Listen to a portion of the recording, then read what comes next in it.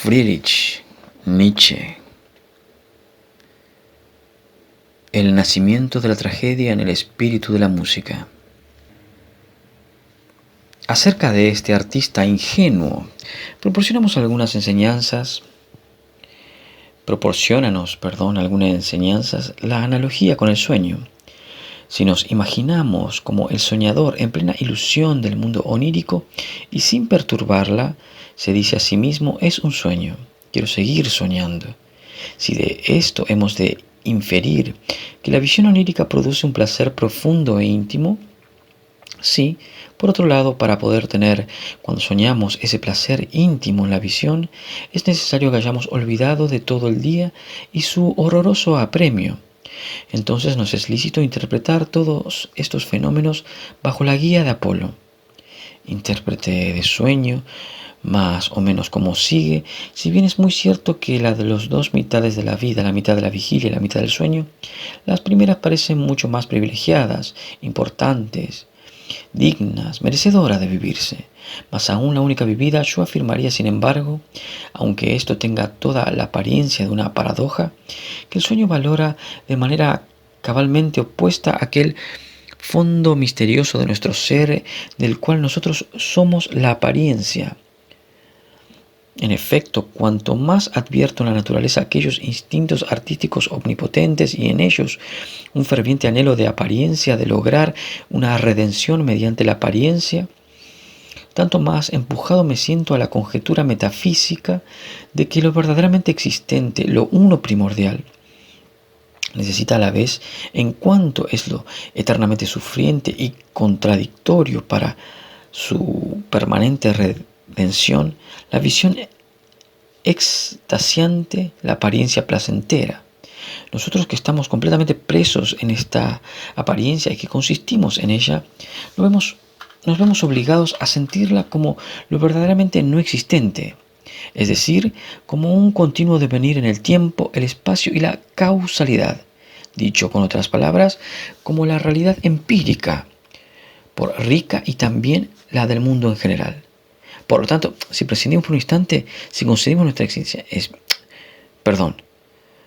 Por tanto, si prescindimos por un instante de nuestra propia realidad, si concebimos nuestra existencia empírica y también la del mundo en general, como una representación de lo uno primordial engendrada en cada momento, entonces tendremos que considerar ahora el sueño como la apariencia de la apariencia y por consiguiente como una satisfacción aún más alta de la ansia primordial de apariencia.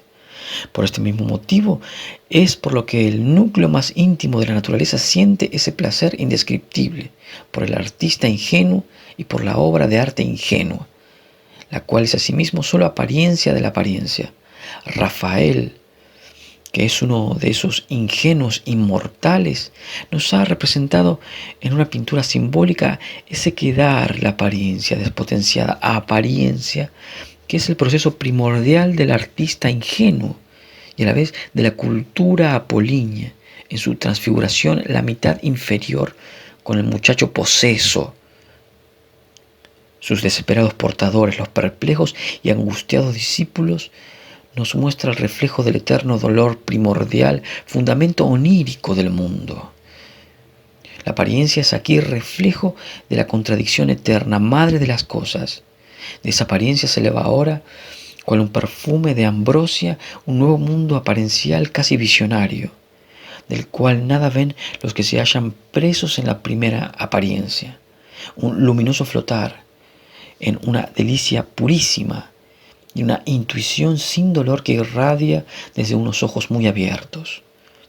Ante nuestra mirada tenemos aquí en un simbolismo artístico supremo tanto aquel mundo apolíneo de la belleza como su sustrato, la horrorosa sabiduría de Sileno, y comprendemos por intuición su necesidad recíproca. Pero Apolo nos sale de nuevo al encuentro como la divinización del principium individuationis.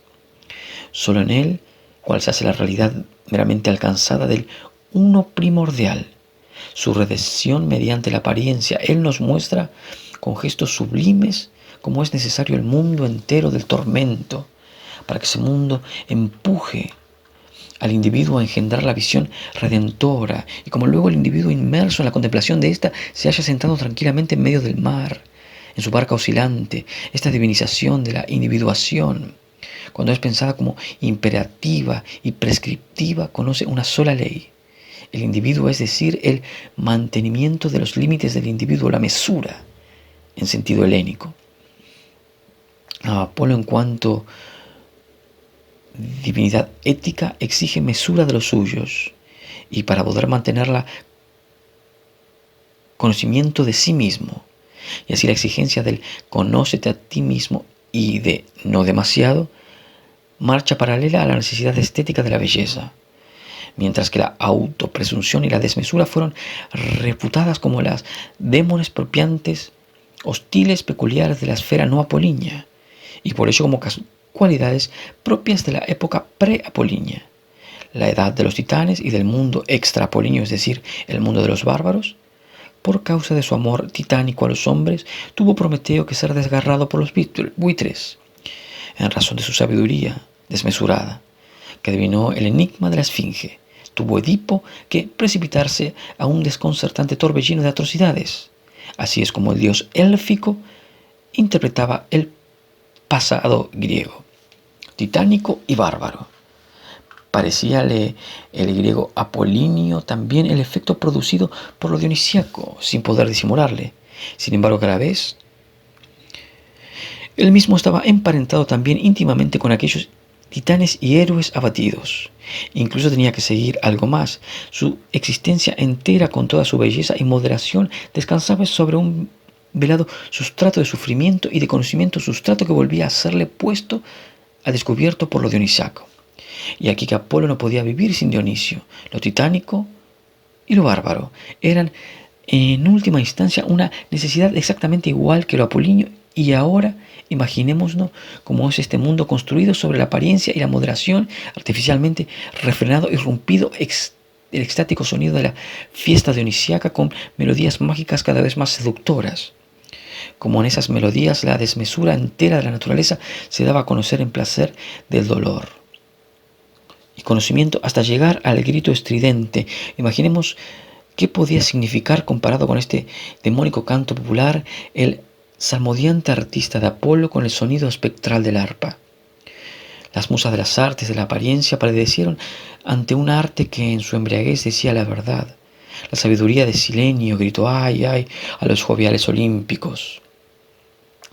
El individuo, con todos sus límites y medidas, se sumergió aquí en el olvido de sí, propio de los estados dionisíacos, y el olvido, los preceptos apolíneos, la desmesura se desveló como verdad. La contradicción, la delicia nacida de los dolores, hablaron acerca de sí desde el corazón de la naturaleza. Y de este modo, en todos los lugares donde penetró lo dionisíaco, quedó abolido y aniquilado lo apolíneo. Pero es igualmente cierto que allí donde el primer asalto fue conseguido, el porte y la majestad del dios délfico se manifestaron más rígidos y más amenazadores que nunca. Yo no soy capaz de explicarme en efecto el estado dórico y el arte dórico más que como un continuo campo de batalla de lo apolíneo, solo oponiéndose de manera incesante a la esencia titánico-bárbara de lo dionisíaco. Pudieron durar largo tiempo un arte tan obstinado y bronco, circundado de baluartes, una educación tan belicosa y ruda, un sistema político tan cruel y desconsiderado. Hasta aquí he venido desarrollando ampliamente la observación hecha por mí al comienzo de este tratado, como lo dionisíaco y lo apolíneo, dando a luz a sucesivas criaturas siempre nuevas e intensificándose mutuamente, dominaron el ser helénico, como la edad de acero, con sus titanomaquias y su ruda filosofía popular.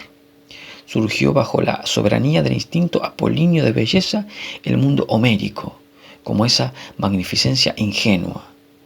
Volvió a ser engullida por la invasora corriente de lo dionisíaco, y como frente a este nuevo poder, lo apolíneo se eleva a la rígida majestad del arte dórico y de la contemplación dórica del mundo.